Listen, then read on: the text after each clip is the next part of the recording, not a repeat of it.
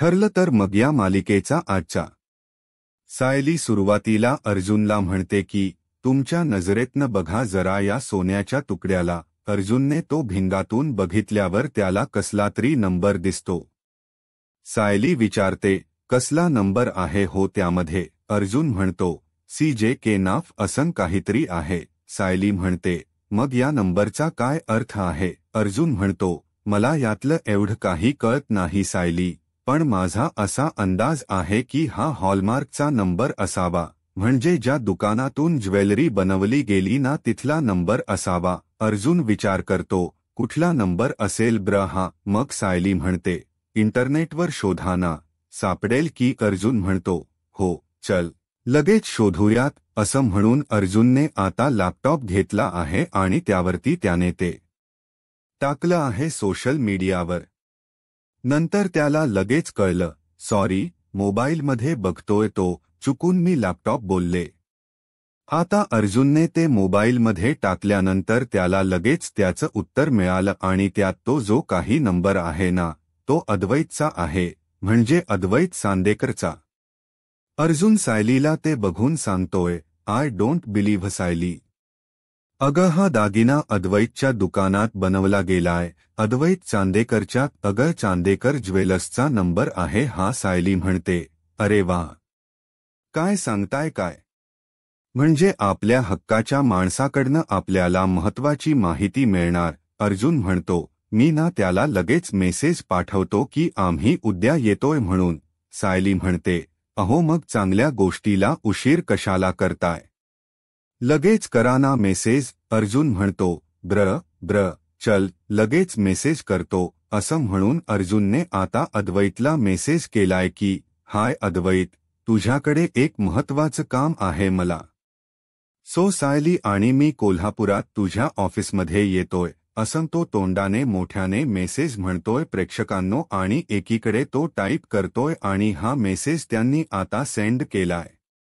अर्जुन आणि सायलीला मोठा पुरावा हाती लागलाय, त्यामुळे एका महत्वाच्या व्यक्तीची एंट्री होणार आहे मालिकेमध्ये। प्रेक्षकांनो मजा येणार आहे आता पुढचे भाग बघायला, काहीतरी वेगळं बघायला मिळेल म्हणून म्हणते। तर बघा आता इकडे नागराज आणि हा महिप्त फुल ट्यून झालेले असतात। नागराज म्हणतो अरे तुला दारू जास्ती आली महिप्त, दारू जास्ती आली म्हणून फालतू बडबड करतोय, बंद कर तुझी बडबड आणि जा झोपायला जा आता। महिप्त म्हणतो नाही नागराज शेठ, नाही करणार नागराज शेठ, नाही करणार। डोकं शांत करायचं तर दारूच लागते हो। आता नागराज जरा सेकंद विचार करतो आणि महिप्तला त्याच्या मनातली गोष्ट सांगत म्हणतो अरे महिप्त विचार कर, तुला एवढं अर्जुनचं टेन्शन येतं तर मला किती टेन्शन असेल। अरे तुला तर जेलमध्ये जायची भीती आहे महिप्त, पण मी दादाच्या बाबतीत जे काही केलं ना ते जर आठवलं आणि ते किल्लेदारला कळलं आणि अर्जुनला जर कळलं तर आधी अर्जुनच मला जिवंत जाळेल रे महिप्त। दारावरची बेल जरी वाजली ना महिप्त, अरे मला भीती वाटते रे असं वाटतं आला अर्जुन। आता तो दादाला सगळं खरंखरं सांगणार। अरे तो अर्जुनना माझ्या जवळ जवळ पोहोचायला लागलाय आता, अशी भीती वाटते रे मला महिप्त। महिप्त वैतागलेला असतो आणि म्हणतो एकीकडे तो अर्जुन सुभेदार आणि एकीकडे ती दामिनी देशमुख बाई माझ्या डोक्यावर बसली आहे। नागराज म्हणतो मला वाटलं नव्हतं यार एवढं मोठं होईल, म्हणजे ते सगळं प्रकरण आपल्यावर शेकेल। त्या दामिनीने जे काही काढलं होतं ना त्या हरीशच्या डेड बॉडीचं, आणि हे आपल्यावरच शेकलं रे महिप्त। आता भारी वाक्य बोलतो हा प्रेक्षकांनो। तो म्हणतो त्या अर्जुन सुभेदारच्या समोर काहीच नसतं घडत रे। अरे तो समोर आला की लगेच अंगातली ताकद गळून पडते, डोकं काम करत नाही ओ नागराज शेठ, डोकं काम करत नाही, असं म्हणून त्याच्या हातातल्या दारूच्या बाटल्या फोडत असतो। नागराज त्याला म्हणतो फोड, आणखीन बाटल्या फोड। अरे याने आपला प्रॉब्लेम सॉल्व्ह होणार आहे महिप्त।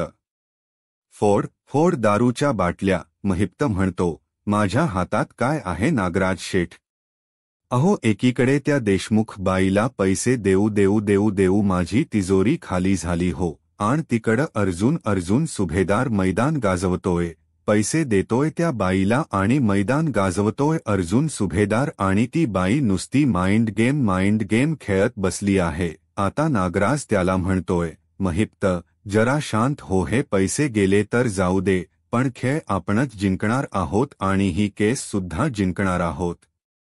तू टेन्शन घेऊ नको रे, जा तू जा, आता झोपायला जा, जरा शांत झोप बाबा. आता महिप्त म्हणत असतो, नाही नागराज शेठ, मला झोपायचं नाही. मी दारू पिणार, अजून दारू पिणार. यांच्या या पिलेल्या भाषेत काही अर्थ होता का प्रेक्षकांनो? यांच्या बोलण्याला ना शेंडान बुडू तर असो, आता काय बोलू आता. महिप्त नागराजला म्हणत असतो, मी पिणार, अजून दारू पिणार, आणि तिथेच दोघं झिंगत बसलेले असतात. पण आज ना बरेच सीन एका मागोमाग एक दाखवले. पण कुठेतरी असं वाटलं की मागच्या सीनचा पुढच्या सीनशी काहीही संबंध नाहीये. हा, पण सीन सगळे छान दाखवले.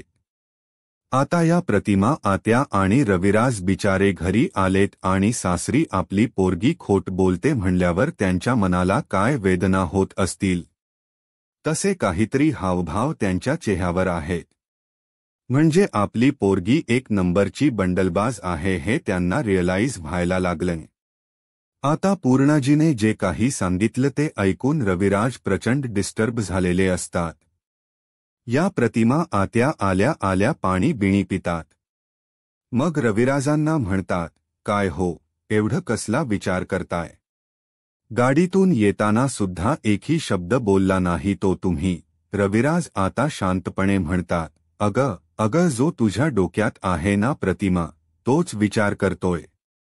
अगं पूर्णाई काय म्हणली, ऐकलं नाही का तू? त्यावर प्रतिमा, आत्या म्हणतात, हो ऐकलं ना. रविराज म्हणतात, उगाचच पूर्णाई असं बोलणार नाही ग प्रतिमा. अगं काहीतरी तन्वीचं चुकत असणार म्हणूनच बोलल्या ना त्या. आता प्रतिमा, आत्या म्हणतात, हो ना, हल्ली तन्वीचं खोट बोलणं जास्तीच वाढलंय. म्हणजे आधी आपल्याला तर माहितीच होतं. अहो पण पूर्णाईच्या लक्षात आलं म्हणजे तन्वीचं खोट बोलणं खरंच खूप वाढलं असणार आहे. माझं ऐकता का तुम्ही? तन्वीशी बोला, तिची समजूत काढा. रविराज म्हणतात, अगं प्रतिमा, तिच्याशी बोलून काही उपयोग होईल असं वाटत तर नाही मला, पण हा बोलावं तर लागेलच. प्रेक्षकांनो, यांना कळून गेलं आता ही प्रिया कशी मुलगी आहे ते कसं असतं ना. मागे आपण डिस्कस केलं होतं, लांडगा आला रे आला या प्रियाचं होणार आहे. पण आता तिचा जो खोटेपणा आहे ना, तो हळूहळू सगळ्यांच्या समोर उघडा होतोय. म्हणजे ती एक नंबरची खोटारडी पोरगी आहे हे सगळ्यांनाच कळतंय. रविराजांनी आता प्रियाला फोन लावलाय, म्हणजे त्या तन्वीला. आता ती विचार करते, अरे यार, या किल्लेदारचा फोन कशाला आला मला?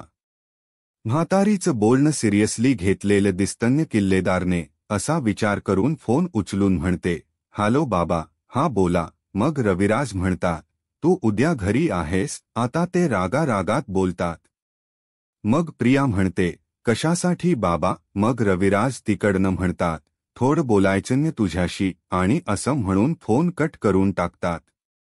आता प्रिया घाबरते आणि विचार करते, अरे देवा, आता काय? आता या प्रतिमा, आत्या बिचाया टेन्शनमध्ये आहेत का? रविराज निघून जातात तिथून उठून, पण त्या अशा तिथेच उभ्या विचार करत असतात.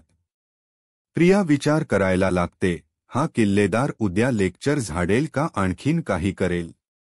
या म्हातारडीला पचकायची काही गरज होती का मध्ये बोलायची? एक तर आधीच मला साध्या सुनेचा हा अभिनय करून कंटाळा आलेला आहे, त्यातनं आता या किल्लेदारचा डोक्याला ताप. तेवढ्यात अश्विन आलाय बेडरूममध्ये त्यांच्या आणि प्रिया लगेच असं म्हणजे सावर आवरून घेते स्वतःला आणि असं दुःखी आहे असं नाटक करत तिथे बसलेली असते. आता तो बिचारा नवरा, तो काय बोलणार हिच्या पुढे? तो बसला तिच्या जवळ आणि म्हणतो, काय ग तन्वी, आज पूर्णाजी असं का बोलली ग की तू खोट बोलतेस म्हणून? आता लगेच हिचे नाटक चालू झालेत प्रेक्षकांनो. आता आणि नेहमीप्रमाणे अश्विन हिच्या नाटकाला भुललाय. म्हणते कशी, अरे अश्विन, मी खरंच नाही रे खोट बोलले. तुला सायलीचा स्वभाव माहीत नाही का रे? ती किती भडकवत असते सगळ्यांना माझ्या विरुद्ध आणि आता तर कोणीच माझ्यावर विश्वास ठेवत नाहीये. आज त्यांनी तोही सीन दाखवलाय प्रेक्षकांनो. रविराजांच्या घरी गेली आहे प्रिया आणि रविराजांनी सॉलिड ओरडलाय तिला आणि सायलीची पण बाजू घेतली आहे. आता म्हणते कशी पुढे प्रिया अश्विनला, अरे अश्विन, कोणीच माझ्यावर विश्वास नाही ठेवत रे. आता मला बाबांनी फोन केलाय, त्यांनी मला भेटायला बोलावलंय. माझी काही चूक नसताना आता मलाच ओरडा खावा लागणार रे अश्विन. आता अश्विन शांतपणे ऐकतो आधी आणि म्हणतो, ठीक आहे.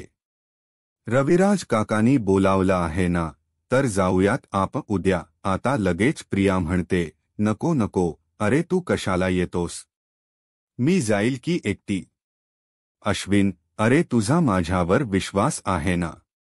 का तू सुद्धा मला एकटं पाडणार आहेस रे? आता अश्विन म्हणतो, नाही ग तन्वी, असं का करेल ग मी? अगं मी तुला असं काही म्हणालो का? अगं मी तुला एवढंच विचारतोय की आज घरात नेमकं काय घडलं. प्रेक्षकांनो, आता हा बिचारा आधी नवरा आहे तिचा, नंतर डॉक्टर अश्विन आहे, पण त्याने तिच्यावर जरा जास्ती आंधळा विश्वास ठेवलाय हे मात्र खरं आहे. अश्विन आता आणखीन तिला उलट म्हणतो, सायलीचा स्वभाव माहिती आहे ग आपल्याला, पण ती कशी वागली तरी तू तिला लगेच उत्तर का देत नाहीस? त्यावर प्रिया म्हणते, अरे तू आहेस ना सोबत अश्विन, मग मी कोणालाही सामोरं जायला तयार आहे. सायलीला माझ्याशी किती वाईट वागू दे, पण तू माझ्या सोबत राहा रे अश्विन. माझ्यावर विश्वास ठेव, मला दुसरं काही नकोय. तुझा विश्वास माझी खरी ताकद. इथे ना प्रेक्षकांनो, कंसामध्ये तुझा अंधविश्वास हीच माझी खरी ताकद आहे असं खरंतर प्रियाने म्हणायला पाहिजे. असं बोलून लगेच अश्विनच्या मिठीत जाते. मग अश्विन पण गोड गोड बोलून म्हणतो, जाऊ दे तन्वी, शांत हो, हे बघ सगळं व्यवस्थित होईल. पूर्णाजीला जो काही गैरसमज झालाय ना तुझ्या बाबतीत, तो मी व्यवस्थित दूर करेल. नको एवढा विचार करू, शांत हो. प्रेक्षकांनो, याला जेव्हा कळेल की याने एका नागिनीला, म्हणजे एका नागिनीने याला वेटोळे घातले, तेव्हा याची काय अवस्था होईल बिचायाची. भोळसट लोकना असेच असतात, त्यांना काही कळत नाही. तसा बिचारा हा अश्विन आहे. आता मालिकेमध्ये एवढे आपण समरस झालो आहोत, त्यामुळे थोडं जरा अश्विनचं वर्णन केलं. तर बघूयात पुढचा सीन. आता पहा, कल्पनाबाईंचा आणि प्रतापरावांचा सीन दाखवलाय. म्हटलं ना तुम्हाला, बरेच सीन दाखवलेत एका मागोमाग एक. छान बोलतात प्रतापराव कल्पनाताईंशी. आता या त्यांच्या विचार करत असतात. मग प्रतापराव म्हणतात, काय ग कल्पना, अगं तन्वीच्या वागण्याचा विचार करतेस ना? आज पूर्णाई म्हणली की तन्वी फार खोट बोलायला लागली आहे, त्यामुळे तू जरा अस्वस्थ झाली आहेस ना? आता या कल्पनाताई हळूच म्हणतात, तुम्हाला कसं कळलं? प्रतापराव म्हणतात, कल्पना, अगं एवढे वर्ष आपण संसार केलाय, इतकं तर आपण एकमेकांना ओळखतो ना ग. अगं कल्पना, आत्ता तुझ्या कपाळावर आठी आली होती आणि कपाळावर आठ्या कोणाचा विचार केल्यामुळे येतात? ती म्हणजे घरातली एकमेव व्यक्ती तन्वी. आता जेव्हा प्रतापराव असं बोलतात, तेव्हा लगेच या कल्पनाबाई तन्वीची बाजू घेत म्हणतात, अहो असं काय करता हो? इतका टोकाला नका जाऊ. हा आता तन्वी काही बाबतीमध्ये चुकते हे खरं आहे, पण ती ना जरा अल्लड आहे आणि अर्जुनच्या बायकोवर जरा आहे तिचा राग, म्हणून काहीतरी भलतंच करून बसते एखाद्या वेळेला. प्रतापराव त्यावर छान उत्तर देतात. ते म्हणतात, म्हणजे तिच्या सासूसारखं ना? अगं तू नाही का तुझा मेंदू बंद करून घेतलाय सायलीच्या बाबतीत? सायलीच्या रागापोटी तुझा मेंदू तू बंद करून घेतलास कल्पना. छान टॉट मारला ना त्यांनी कल्पनाताईंना. पण त्या आता उत्तर देत म्हणतात, अजिबात नाही. अहो हे बघा, त्या मुलीने केलेला विश्वासघात जास्ती मोठा आहे आणि काय आहे, तन्वी जरा खाण्यापिण्याच्या बाबतीत बोलते खोट. खाण्यापिण्याच्या बाबतीत बोललेलं खोट ते माफ करता येतं हो. आता बघा प्रेक्षकांनो, त्या चुकीच्या व्यक्तीची बाजू घेताय हे त्यांना पण कळतंय, पण काही झालं तरी त्यांचा इगो महत्वाचा आहे, त्यामुळे त्या माघार घ्यायला तयार नाहीये. आता हे प्रतापराव म्हणतात, खरंच का ग कल्पना, ती एवढंच खोट बोलते खाण्यापिण्याच्या बाबतीतच? तन्वी खोट बोलते खरंच सांग ब्र मनापासून. काय ग कल्पना? दे उत्तर दे मला. आता त्या जरा पॉज घेत म्हणतात, हे बघा, म्हणजे एवढंच नाहीये बोलते ती कधीतरी खोट असं, म्हणजे खोलते बोलते ती ब्याचदा खोट असं त्या पटकन बोलून जातात. मग प्रतापराव म्हणतात, वाह वाह, हं कल्पना, जिच्यावर तुझा आंधळा विश्वास आहे ती सून, तुझी सून खोट बोलते हे दिसतेय खरी तुला. वा, चांगलं आहे ग, चांगलं आहे कल्पना, किती छान टॉन्ट मारला ना त्यांनी. ते पुढे म्हणतात, अगं, तुझ्या डोळ्यावरचा तो काळा चष्मा तू उतरविला नसलास तरी तो काळा चष्मा धुसर होतोय आणि त्यातनं जरा जरा उजळ पडतोय. चांगलं आहे कल्पना, चांगलं आहे. आता कल्पनाताईंनी काहीतरी स्ट्रिक्ट ॲक्शन घ्यावी अशीही प्रतापरावांची इच्छा दिसते. तर प्रतापरावांनी असं बोलल्यानंतर त्या लगेच तिकडे मान वळवून घेतात. सायली आणि अर्जुन आता कोल्हापूरला जायला निघालेत. सायली म्हणजे सायलीला लगेच कलाचा फोन आलाय.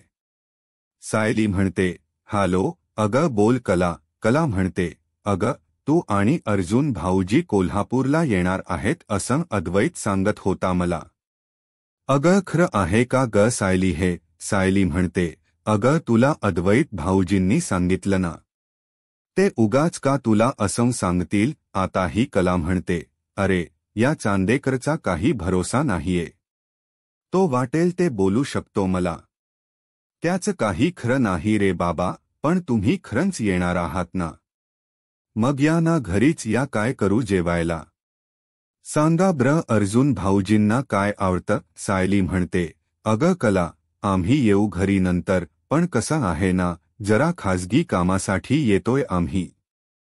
आम्ही थेट ऑफिसलाच पोहोचू तुमच्या आणि लगेच ते काम झाल्यावर आम्हाला निघावं लागेल ग. मग कला म्हणते, ब्र ठीक आहे. भेटू ऑफिसमध्येच भेटू. मी तुमचा जास्त वेळ नाही घेणार. सायली म्हणते, आम्ही ना 1-5-6 तासामध्ये पोहोचूच. कला म्हणते, ब्र या, मी तुमची वाट बघते. आता दोघे जण निघालेत तिथे कला आणि अर्जुनकडे जायला. आता फोन ठेवते सायली. सायलीने फोन ठेवल्या अर्जुन म्हणतो, सायली, ते या दोघांचं कसं ते एकमेकांचं सोबत राहायचं पण राहता येत नाहीये. सायली म्हणते, तुझं माझं जमेना, तुझ्या वाचून करमेना. अर्जुन म्हणतो, एक्झॅक्टली. पण काय ग सायली, या कलाचं आणि अद्वैतचं भांडण मिटलं की चालूच आहे अजून? सायली म्हणते, मिटलं असं म्हणता येणार नाही, पण आबाजींनी यावर तोडगा काढलाय. या दोघांना 6 महिने एकत्र राहायचंय. बघूयात काय होतंय. आता कला फार जिद्दी आहे आणि अद्वैत सुद्धा. अर्जुन म्हणतो, हो, अद्वैत पण फार हट्टी आहे, मी ओळखतो त्याला. ब्र चला, उशीर होतोय आपल्याला. आता असं म्हणून दोघे जण निघाले. आता आज अख्ख्या सिरियलमध्ये मला कुठला सीन आवडला असेल ना, तर तो हा रविराज, प्रिया, प्रतिमा, आत्या या सगळ्यांचा. एक छान सीन घेतलाय त्यांनी. आता हे रविराज प्रियाला ओरडतात आणि म्हणतात, म्हणजे बघा आता प्रियाची रिएक्शन पहा. आता रविराज म्हणतात, काल जे काही घडलंय त्याचं एक्सप्लेनेशन हवंय मला तन्वी, आणि जे काही सांगशील ते खरं सांग. पुन्हा सावरायसाठी आणखीन एक खोट बोलू नको बाई. खरंच जे झालं ते सांग. आता प्रिया जरा विचार करते, ब्र नागराजला माहीत नाहीये नेमकं काय आता उपद्व्याप केले. सुमन एकदम काळजीपोटी विचारते, काय हो भाऊजी, नेमकं पूर्णाई एवढ्या म्हणाल्या काय? रविराज रागारागातच म्हणतात, खोटारडी म्हणाल्या त्याईला. सुमन म्हणते, काय प्रियाने कसे डोळे लावून घेतले बघा घट्ट. आता प्रतिमा, आत्या, शेवटी आईच त्या म्हणतात, कशा नाही. एवढं एकदम या शब्दात नाही बोलल्या पूर्णाई. पण त्यांनी सांगितलं की आपली तन्वी वरचेवर खूपच खोट बोलायला लागली आहे आणि आता तिने ही सवय बंद करायला हवी. लगेच प्रिया रेटून खोट बोलायला लागते पुन्हा आणि म्हणते कशी, मी खोट बोललेली नाहीये. ती सायली मुद्दाम मला खोट ठरवते सगळ्यांच्या समोर. रविराजांना आता राग येतोय ब्र का प्रियाचा. मग नागराज म्हणतो, नाही ती सायली अशीच आहे. तिला ना अजिबात आवडलेलं नाहीये अश्विनचं आणि तन्वीचं लग्न झालं म्हणून. प्रिया लगेच म्हणते, हो ना, तेच म्हणते मी ती सत्त कान भरत असते सगळ्यांचे. रविराज म्हणतात, हो खरंच, पण तू यापूर्वी आमच्याशी खोट नाही बोलली का तन्वी?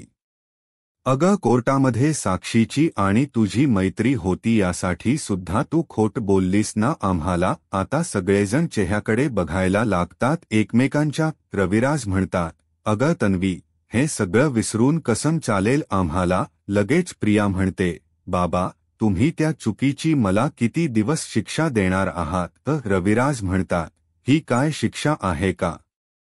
अगं तन्वी, ही शिक्षा नाहीये. बाप म्हणून वाटणारी काळजी आहे ग, ही तुला नाही कळणार म्हणा. अगं तुझ्या सासरची माणसं दुखावत असतील तर त्याचा विचार आम्ही नको का करायला? पण तिला त्याच काय? ती मुळातच कोणतं नातं मानत नाही, त्यामुळे तिला काही फरकच पडत नाही. प्रतिमा आत्या खूप छान उत्तर देतात त्या प्रिया.